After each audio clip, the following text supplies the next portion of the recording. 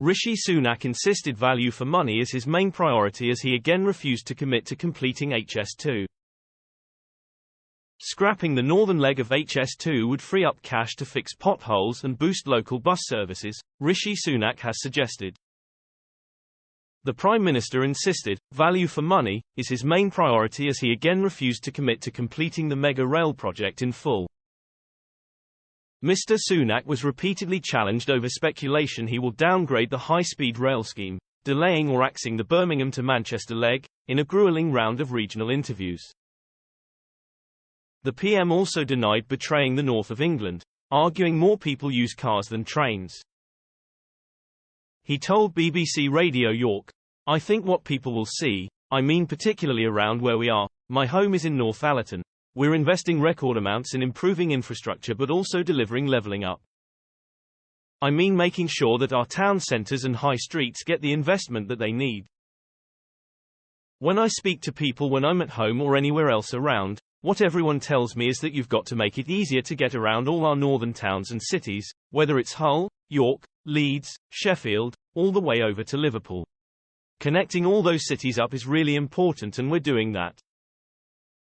But also investing in the local transport that people use every day, making sure that our potholes are filled, making sure that our bus services are running, particularly important in rural areas like mine."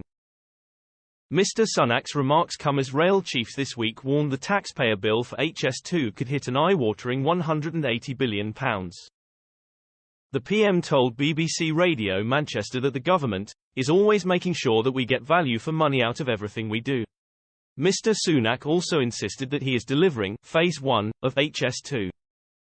"There are spades in the ground right now at the moment making sure that we complete the first part of this line from Birmingham to central London. And we are absolutely getting on with that, that is important," he told BBC Radio West Midlands. Potential plans to scale back or delay the project won't be announced until November's autumn statement after a major backlash. However, the issue is set to dominate the Tory party conference, which kicks off in Manchester this Sunday. The PM said he will travel by car to the city as rail strikes hit the country. Mr. Sunak also warned that doctors' strikes have held back progress on his pledge to reduce NHS waiting times. It comes after the number of appointments and procedures cancelled due to industrial action in the health service passed the 1 million milestone. The latest figures released by NHS England this week followed 4 days of walkouts, including the first coordinated walkout by consultants and junior colleagues in history. He told BBC Radio Cornwall, "I know people are frustrated.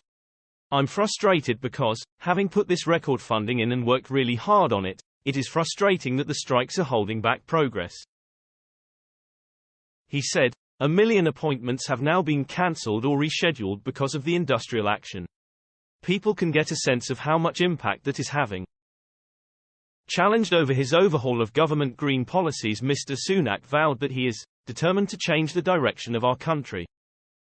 Mr. Sunak brushed off questions about the Tory party's defeat in the local elections, telling BBC Berkshire, "Midterm, whether it's by-elections, local elections, always tricky for incumbent governments. I get that and I get people are frustrated about what's been happening over the past couple of years.